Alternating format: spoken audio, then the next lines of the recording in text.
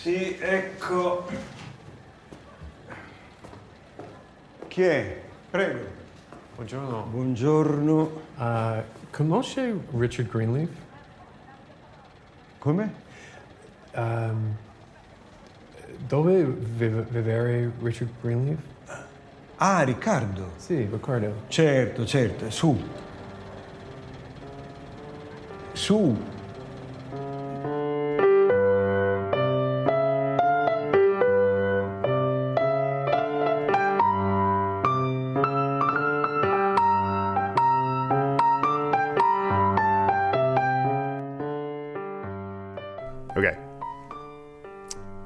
Okay, Chris Bagg. Jesse Dukes. We were going to be talking about Milkman next. You're doing, listener, Chris Bagg is dancing to my words at this moment and snapping his Well, fingers. you started with the snap, and so... the listener didn't hear the snap. So we were going to be talking about Milkman by Anna Burns, but we have both made a decision that... given a certain level of busyness, distractedness in our lives right now, it's kind of a heavy book, and it's kind of hard. And tell our listener what caught your attention recently. Well, we just did this repost of our Ripley episodes because Netflix has just released Ripley, and I was watching it one night and sort of sent you a text like, have you watched this? It's beautiful. And that's what kind of prompted us to put out our Ripley episodes. And yeah, we decided that what would be a really fun thing to do would be to give Ripley, the Netflix series, the upper middlebrow treatment. So that is what we are going to do next. And for those of you who heard that we were reading Milkman and you're shaking your fist at your podcast app right now, we will get to it. It's a great book. I've read more than half of it. It's got wonderful prose and stylings. It's very specific time and place. So your reading Milkman will not be wasted. But we're both fans of the 1999 Anthony Minghella movie with the most incredible cast, right? Jude Law, Matt Damon, Philip Seymour Hoffman, Gwyneth Paltrow, Kate Blanchett. Yes, just sort of dropped in there. Waltzes through and some other amazing character actors and Italian actors and people like that too. I mean, we both love it. There are other Ripley films that we have talked about, that we have watched. There's the one with John Malkovich, which is wonderful. So what are you going to be... But this one is very much, I would say, a reinterpretation of the novel. It's not a remake of the 1999 Minghella movie. It is going back to Patricia Highsmith's novel. Yeah. So what are you going to be watching for? The thing that really hits on this particular version of Ripley is the visuals. I think that they've really front-loaded that.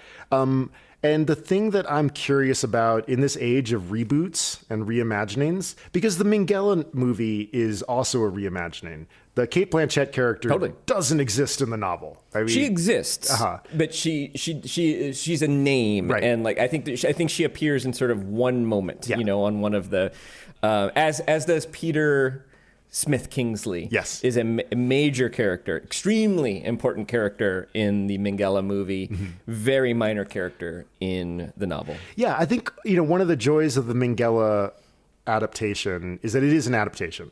And that he really chooses what to bring forward and what to put back, which is great.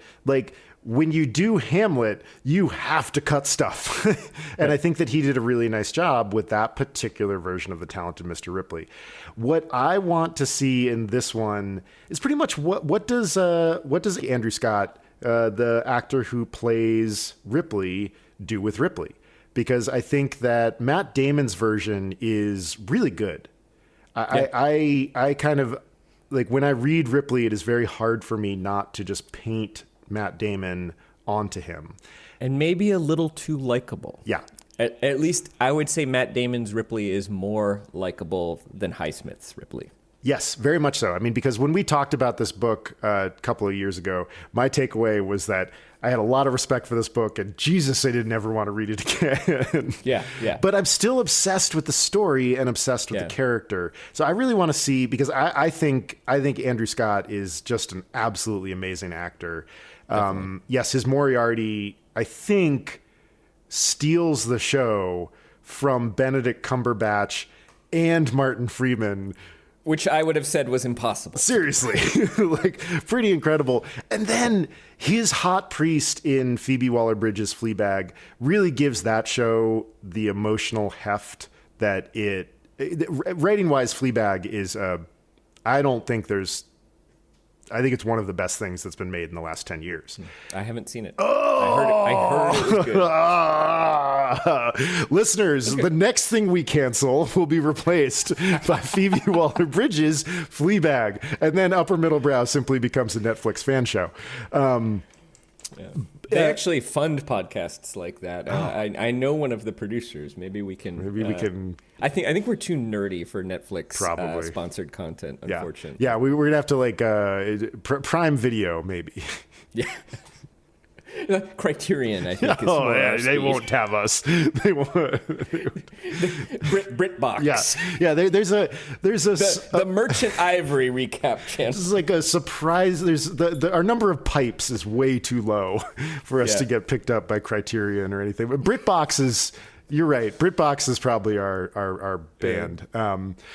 But I really think that he is an actor of impressive range.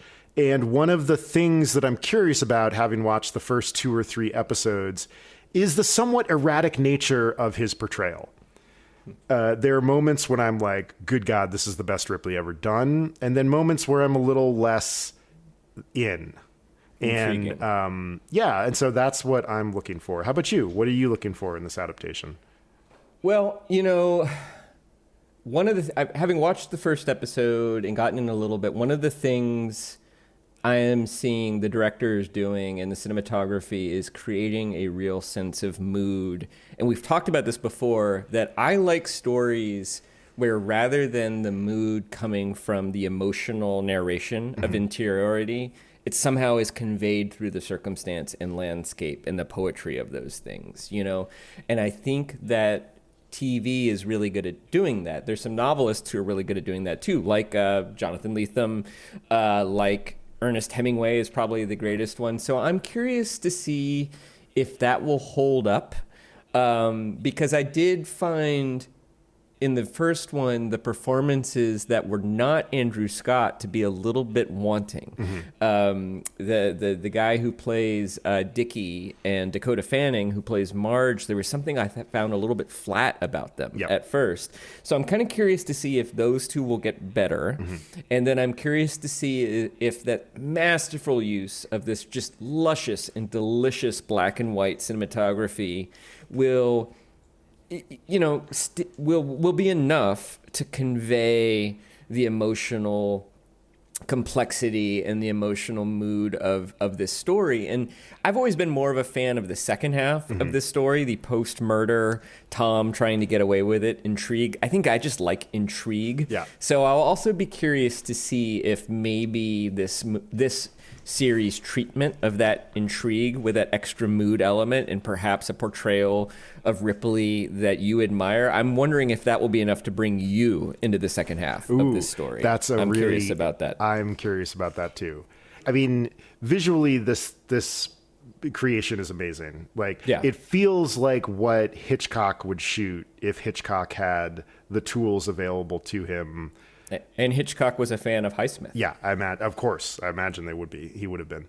He made Strangers on a Train. Oh, that's right. Of course. Yes. His first hit novel. Yeah.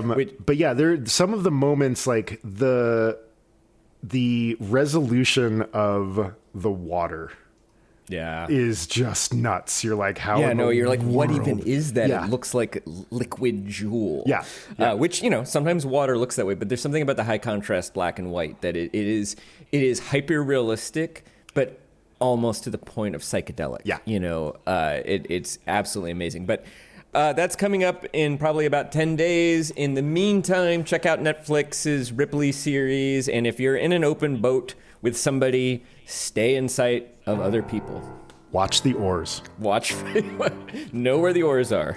All the time. Every time you get in a boat, know where those oars are. Know where the exits are, know where the oars are.